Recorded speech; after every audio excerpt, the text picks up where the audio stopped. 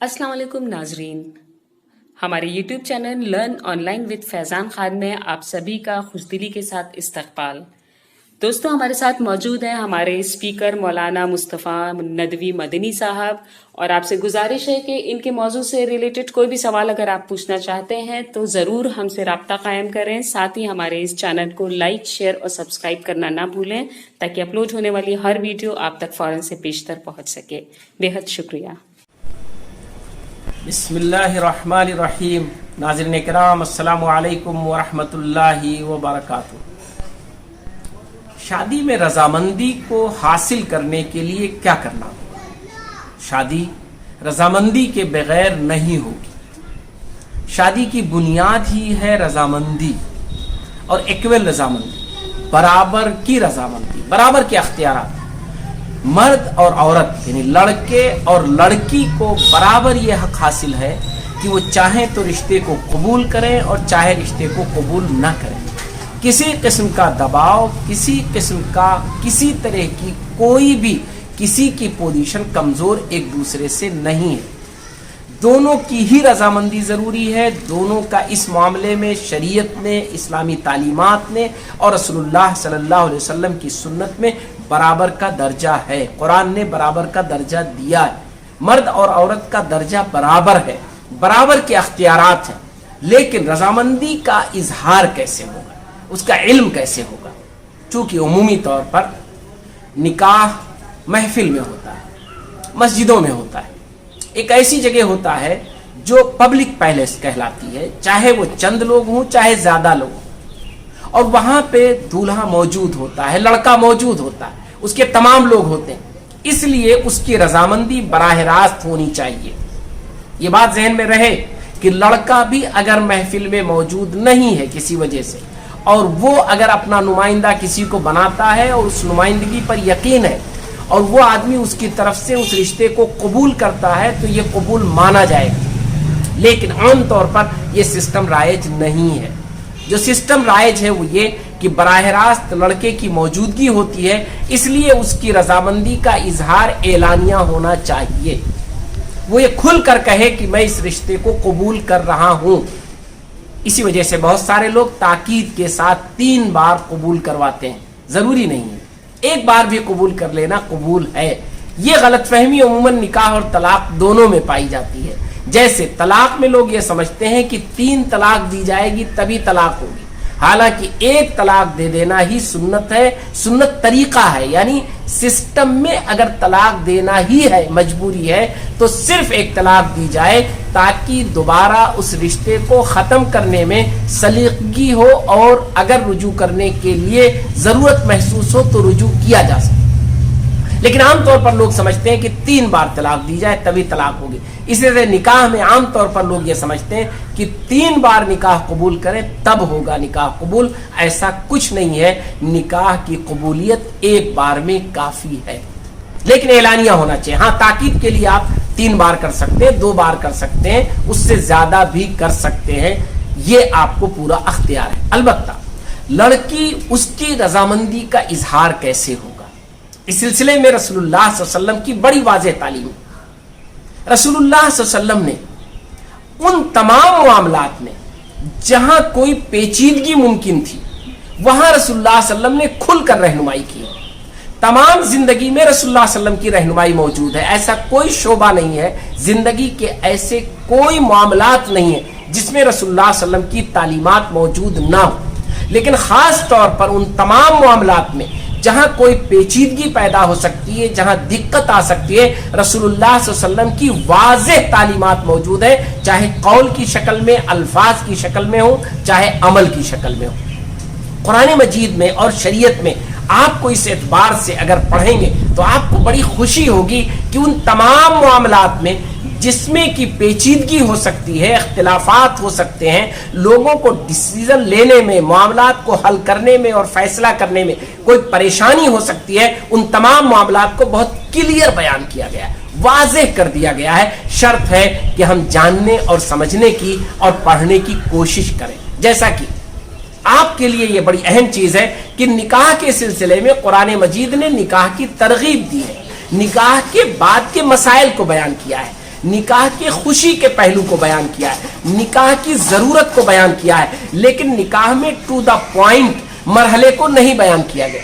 اس کے برخلاف طلاق ایک اختلافی چیز ہے, ایک ٹکراؤ کی چیز ہے. قرآن مجید میں باقاعدہ ٹو دا پوائنٹ اس کا مسئلہ بیان کر دیا گیا تاکہ ٹکراؤ کو ختم کیا جا سکے. ہماری مجبوری یہ ہے کہ نکاح کو تو رسم و رواج کے نتیجے میں ہم نبھاتے ہیں تو اس میں ٹکراؤ کم ہوتا ہے, اختلافات کم ہوتے ہیں, لیکن طلاق کو ہم غصے میں انجام دیتے ہیں, اس لیے اس میں ٹکراؤ زیادہ ہوتا ہے, اور خاص طور پر ہم قرآن کی تعلیمات کو نہ جانتے ہیں اور نہ اس کا اہتمام کرتے ہیں, نہ ہم پہلے سے یہ جان کر طلاق دینے کی کوشش کرتے ہیں کہ طلاق کیسے دی جائے. اسی لیے اس کے نتیجے میں اختلافات ہوتے ہیں, اور غیر شرعی طریقہ اپنانے کے نتیجے میں اب ہم اچھے خاصے پریشان ہوتے ہیں.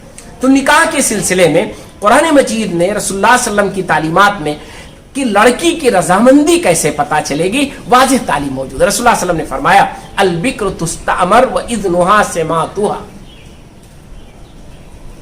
کہ لڑکیاں اگر کنواری ہیں تو ایسی صورت میں اجازت ان کی خاموشی ہوگی. گویا کہ محفل میں ان سے اجازت کا کوئی معنی نہیں ہے. آپ اپنے گھر میں ماں باپ, خاص طور پر جو سرپرست ہے, جو ولی ہے, گھر کا جو ذمہ دار ہے, اسے چاہیے کہ گھر پر شادی کی بات کرنے سے پہلے, کسی قسم کی تیاری سے پہلے, اسے چاہیے کہ وہ اپنی بیٹی کی, اپنی بہن کی, اپنے گھر میں جس کا وہ سرپرست ہے اس کی رضامندی کا پتہ کر لے, اس کو علم میں لے آئے, اس کی جانکاری حاصل کر لے, اس کا طریقہ اپنا لے. محفل میں اس کے اظہار کی گنجائش نہیں ہے. گھر میں تو آپ ایسا ہو سکتا ہے کہ اسے کچھ کہنا ہے تو وہ کہہ لے جائے, اپنوں میں بیٹھ کر کوئی بات کرنی ہے تو کر لے.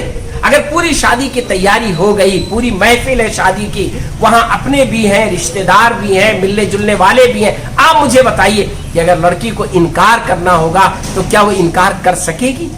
کیا وہ وہاں انکار کرے گی تو اس کے نتائج کیا ہوں گے؟ کتنا بڑا ہنگامہ ہوگا, کتنے مشکلات کھڑی ہوں گی. اس لیے جو ہم نے اپنا رسم بنا رکھا ہے, کہیں کہیں ہمارا رسم یہ ہے کہ ہم لڑکی کے پاس جاتے ہیں نکاح کی محفل میں, وہاں جہاں لڑکی ہوتی ہے, اور اس محفل میں, اس بھیڑ میں ہم اس سے اجازت لینا چاہتے ہیں. اور وہ بھی جاتے کون ہیں؟ وہ لوگ جو لڑکی کے لیے محرم نہیں ہیں, جو اس میں بسا اوقات دور کے رشتہ دار ہوتے ہیں, اور اس کے ساتھ پھر کئی لوگ پہنچ جاتے ہیں, اور پھر وہ وہاں چاہتے ہیں کہ لڑکی سے کہلوائیں, اجازت لیں, اس سے پتا کریں کہ اس کی رضامندی ہے کہ نہیں ہے. یہ نہایت ہی رسول اللہ صلی اللہ علیہ وسلم کی تعلیمات کے خلاف عمل ہے. یہ اسلامی تعلیمات کے خلاف عمل ہے. یہ لڑکی کی عزت, اس کی پاکیزگی اور اس کے شرم اور حیا کے خلاف عمل ہے. یہ انسان کی طبیعت کے خلاف عمل ہے. آپ ذرا سوچیں کہ اس موقع پر رضامندی اور غیر رضامندی کا معنی کیا ہے. کیا اتنی محفل سجنے کے بعد, اتنی تیاری ہونے کے بعد یہ ممکن ہے کہ وہ لڑکی اگر وہاں رشتہ نہ چاہتی ہو تب بھی وہ انکار کر سکے گی؟ نہیں کر سکے گی. یہی وجہ ہے کہ محفلوں کی جو اجازت ہوتی ہے وہ اجازت ہی ہوتی ہے, انکار نہیں ہوتا ہے.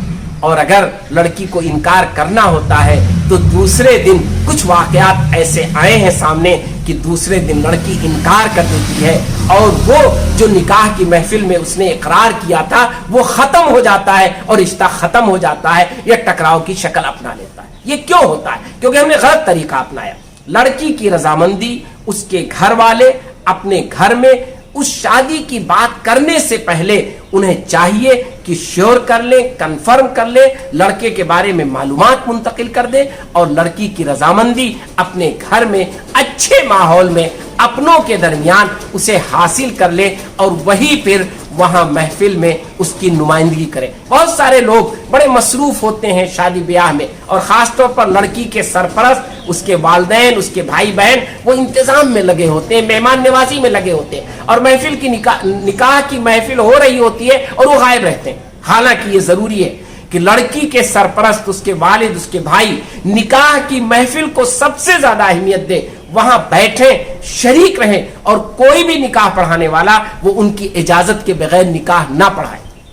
ان کو اہمیت دی جائے, ان کو وہاں بٹھایا جائے, ان سے کہا جائے کہ آپ کی لڑکی رضامند ہے, اس کا اظہار آپ کریں گے, آپ اعلان کریں گے, آپ ذمہ دار ہیں. یہ دراصل رضامندی کا طریقہ ہے. لیکن ہم اور آپ بہت سارے رسم و رواج میں الجھ کر ان سارے اصولوں کو کمزور کر دیتے ہیں, جس کے نتائج برے ہماری زندگی میں کبھی کبھی ظاہر ہوتے ہیں اور پھر ہمیں تکلیف ہوتی ہے. بسم اللہ الرحمن الرحیم.